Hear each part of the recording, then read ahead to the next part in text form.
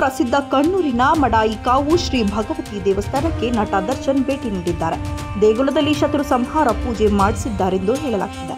ಶತ್ರು ಸಂಹಾರ ಪೂಜೆಗೆ ಪ್ರಸಿದ್ಧವಾದ ಕೇರಳದ ದೇವಸ್ಥಾನ ಇದಾಗಿದ್ದು, ದೇವಾಲಯಕ್ಕೆ ಪತ್ನಿ ವಿಜಯಲಕ್ಷ್ಮಿ, ಪುತ್ರ ವಿನೀಶ್, ನಟ ಧನ್ವೀರ್ ಜೊತೆ ಡಿ ಬಾಸ್ ಭೇಟಿ ನೀಡಿದ್ದಾರೆ. ದೇವಸ್ಥಾನದಲ್ಲಿ ಶತ್ರು ಸಂಹಾರ ಪೂಜೆ ಮಾಡಿಸಿ ನಂತರ ಅಮ್ಮನ ದರ್ಶನವನ್ನ ಪಡೆದಿದ್ದಾರೆ.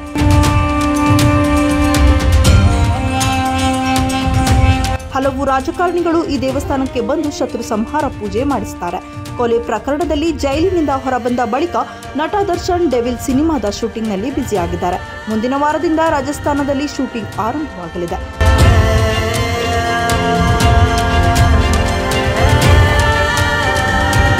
ಮಡಾಯಿಕಾವು ಶ್ರೀ ಭಗವತಿ ದೇವಾಲಯ ಪ್ರಸಿದ್ಧ ಧಾರ್ಮಿಕ ಕ್ಷೇತ್ರವಾಗಿದೆ. ಕಾನೂನು ತೊಡಕಿನಲ್ಲಿರುವ ದರ್ಶನ್ ಶತ್ರು ಸಂಹಾರ ಪೂಜೆ ಮಾಡಿಸಿರುವುದು ಈಗ ಕುತೂಹಲ ಮೂಡಿಸಿದೆ. ಪಕ್ಕಾ ಮಾಂಸಾಹಾರ ಪ್ರಿಯೆಯೂ ಆಗಿರುವ ಈ ದೇವಿಗೆ ಕೇರಳ ಮತ್ತು ಕರ್ನಾಟಕ ಸೇರಿದಂತೆ ಹಲವು ಪ್ರಭಾವಿಗಳು ಭಕ್ತರಿದ್ದಾರೆ.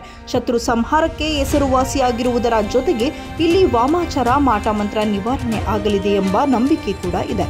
ಮಂಗಳೂರಿನಿಂದ ತಿರುವನಂತಪುರಕ್ಕೆ ಸಾಗುವ ರಾಷ್ಟ್ರೀಯ ಹೆದ್ದಾರಿ 66ರಲ್ಲಿ ಸಿಗುವ ದೇವಾಲಯವೇ ಮಡಾಯಿಕಾವು ಭಗವತಿ ಕ್ಷೇತ್ರ. ಇಲ್ಲಿ ದೇವಿಯು ಭದ್ರಕಾಳಿಯಾಗಿ ಉಗ್ರ ರೂಪದಲ್ಲಿ ನೆಲೆಸಿದ್ದಾಳೆ ಎಂಬ ನಂಬಿಕೆ ಇದೆ. ಮಾಟ ಮಂತ್ರದಂತಹ ಶತ್ರುಬಾಧೆ ಭಕ್ತರ ಹತ್ತಿರ ಸುಳಿಯದಂತೆ ಮಾಡುತ್ತಾಳೆ ಎಂಬ ನಂಬಿಕೆ ಕ್ಷೇತ್ರದ ಭಕ್ತರದ್ದಾಗಿದೆ.